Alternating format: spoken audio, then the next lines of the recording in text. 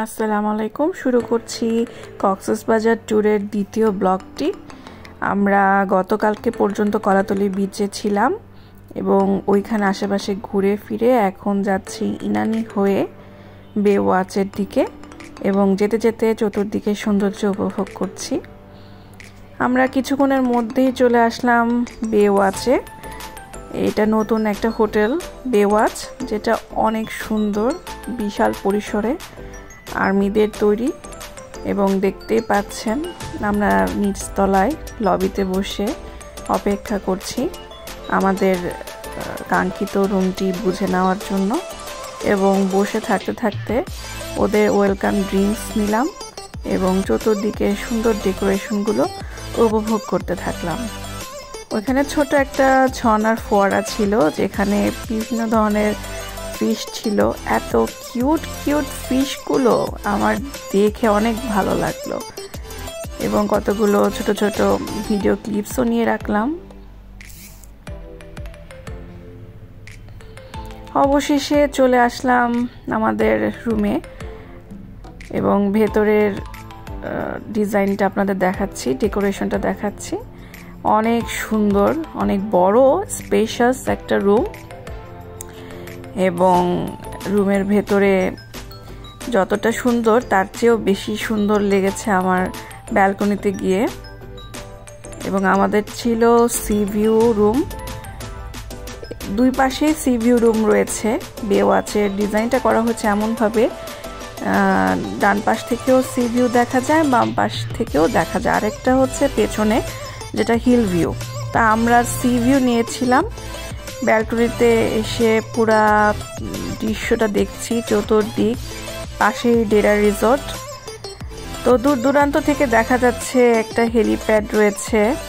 এটা ওদের এই হোটেলের নিজস্ব হেলিপ্যাড এবং নিজস্ব বিচ রয়েছে এবং এত সুন্দরভাবে সব কিছু ডেকোরেট করা আসলেই অসাধারণ। নতুন হোটেল বলে বলছি না, সব কিছুই অনেক নিট অ্যান্ড ক্লিন এবং ওদের সার্ভিসও টপ নচ। ব্যালকনি থেকে আমি দেখছিলাম দূরে প্যারাসেলিং হচ্ছে, খুব ভাল লাগছিল দেখতে। লাঞ্চের জন্য নিচে নেমে আসলাম, কোথায় যাওয়া যায় ভাবছিলাম। তো বে ওয়াচের পাশেই হচ্ছে ওশেন কিচেন, একটা রেস্টুরেন্ট। তো সিদ্ধান্ত নিলাম যে আমরা ওশেন কিচেনে গিয়ে আজকে দুপুরে লাঞ্চটা করব। ওশেন কিচেনটা একদম বে ওয়াচের পাশে, বের হলেই হাতের বাম সাইডে। তো ওশেন কিচেনটা হচ্ছে অ্যাঙ্কর রিসোর্টের ভেতরেই। এটাও আরেকটা রিসোর্ট, অ্যাঙ্কর রিসোর্ট। এবং ওশেন কিচেনে গিয়ে আমরা চিন্তা করছিলাম যে আসলে কি নেওয়া যায়। ওখানে আমরা লইটা ফ্রাই থেকে শুরু করে ভাত, মাছ, ডাল, ভর্তা, নর্মাল খাবারই নিয়েছিলাম। ওশেন কিচেনের ভেতরে দেখতে পাচ্ছেন খুব সুন্দর সিট দেওয়া এবং সামনে তাকালেই দেখা যায় বিচ। অসাধারণ লাগছে। দুপুরবেলা ভিড় অনেকটাই কম ছিল, যত সন্ধ্যা হয় রাত হয় তত কিন্তু এই রেস্টুরেন্টে অনেক বেশি ভিড় হয়। এটা হচ্ছে অ্যাঙ্কর রিসোর্টের ভেতরের কিছুটা ভিডিও করে রেখেছি, এটাও সুন্দর।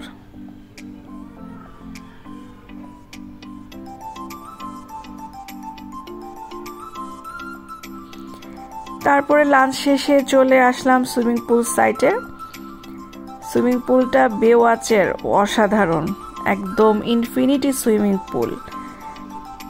চলে আসলাম শাওয়ার নিতে এবং কোনো একটা রিসোর্ট বা হোটেলে গেলে আমার মূল আকর্ষণ থাকে হচ্ছে ওদের সুইমিং পুলটা। তো এখানে এসে আমার মন একদমই ভালো হয়ে গেল। বিশাল বড় সুইমিং পুল এবং সেটা ছিল ইনফিনিটি। সন্ধ্যাটা, সূর্যাস্তটা দেখতে দেখতে আমি সুইমিং পুলে নামলাম। ভালো লাগছিল। একদিক থেকে এত সুন্দর একটা হোটেল, এত সুন্দর পরিসরের সুইমিং পুল, আর সবচেয়ে প্লাস পয়েন্ট হচ্ছে এত সুন্দর একটা ভিউ ছিল সূর্যাস্ত, মানে বলার বাইরে। আমি তো খুব এনজয় করেছি। আমি প্রায় ঘন্টা দেড়েক ছিলাম, আমার একদমই উঠতে ইচ্ছা করছিল না।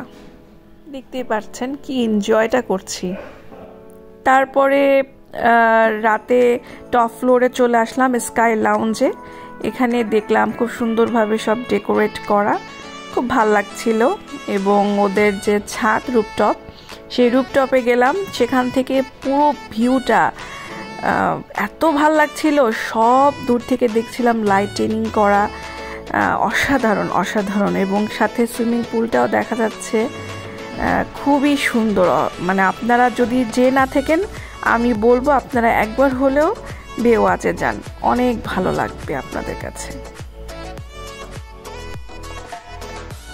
তারপরে আমরা নিচে নামলাম, একটু আশেপাশে হেঁটে ঘোরাফেরা করব। বেওয়াচের সামনে ওদের নিজস্ব একটা লাউঞ্জ রয়েছে, তো ভাবলাম যাই ওখানে কি অবস্থা দেখে আসি। এবং যে তো দেখে অসাম।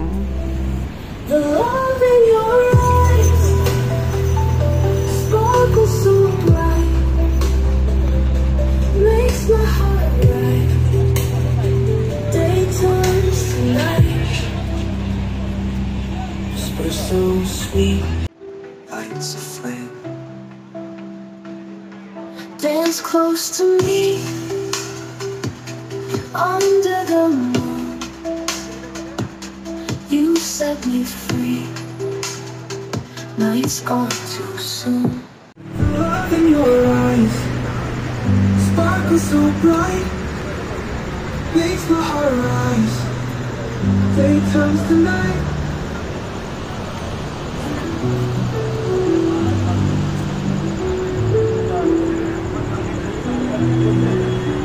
রাতের ডিনার আমরা বেওয়াচে করেছি। ওদের খাবার আসলেই অনেক টেস্টি ছিল। এবং ওদের নিজস্ব যে বিচটা ছিল সেখানে ঘুরতে বের হলাম। সবাই আমরা যারা যারা বেওয়াচে ওখানে ছিলাম বা হোটেলে যারা নাইট স্টে করেছে, অনেকেই বিচে আসে। এবং সবাই আমরা সমুদ্র দেখছিলাম রাতের অন্ধকারে, এক অন্যরকম অনুভূতি। সব কিছুই খুবই সুন্দর লাগছিল, একদম ড্রিমি একটা প্লেস। আপনারা অবশ্যই এই লাউঞ্জে আসবেন। যদি বেওয়াচে নাও থাকেন, তারপরও কিন্তু এখানে আপনারা এন্ট্রি করতে পারেন এবং এখানে ওদের রেস্টুরেন্টের খাবারও খেতে পারেন। এবং ওদের নিজস্ব বিচে নামলে আপনার কিন্তু অনেক ভালো লাগবে, কারণ বিচটা এতটাই সিকিউর ছিল। আর সেই সাথে ওইখানে যে লাউঞ্জ রয়েছে, লাউঞ্জে মিউজিক হচ্ছিল, অন্যরকম একটা পরিবেশ ছিল, ফ্যান্টাস্টিক। আমরা একদম রাত 11:30-12টা পর্যন্ত বেওয়াচেই ছিলাম, বিচেই ছিলাম। ওইখানে ওয়েটিং সিটগুলোতে বসে বসে রাতের আধার দেখছিলাম, আকাশ দেখছিলাম, পুরোটা সময় খুব ফিল করছিলাম। তারপরে চলে আসলাম রাত 12টার সময় চা খেতে পাশেই ওশেন কিচেনে। এই ওশেন কিচেনের চাটা আসলে কি বলবো, না খেলে কিন্তু মিস করবেন, অবশ্যই খাবেন। দেন 12:30টার দিকে আমরা back to the Pavilion hotel রুমে ফিরে যাচ্ছি।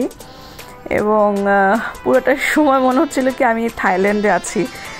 এত সুন্দর লাইটিং, চতুর্দিকে অ্যাটমসফিয়ার, মিউজিক, একটা ট্যুরিস্ট ভাইব ছিল পুরোটা সময়।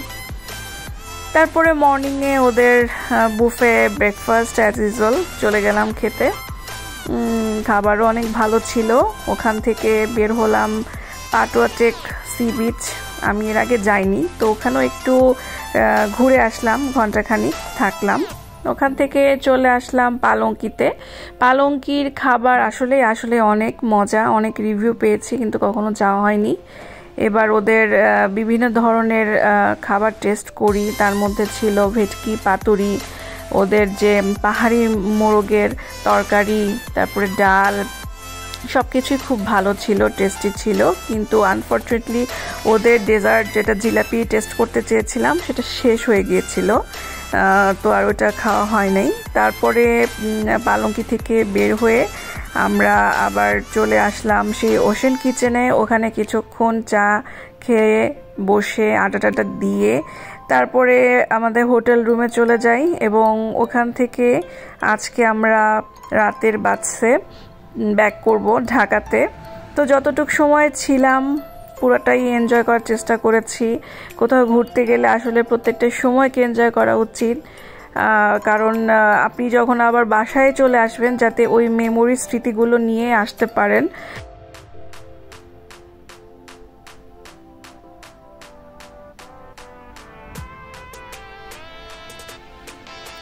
রাত 11টায় আমাদের বাস ছিল, আমরা চলে আসছি বাস স্ট্যান্ডের কাছে।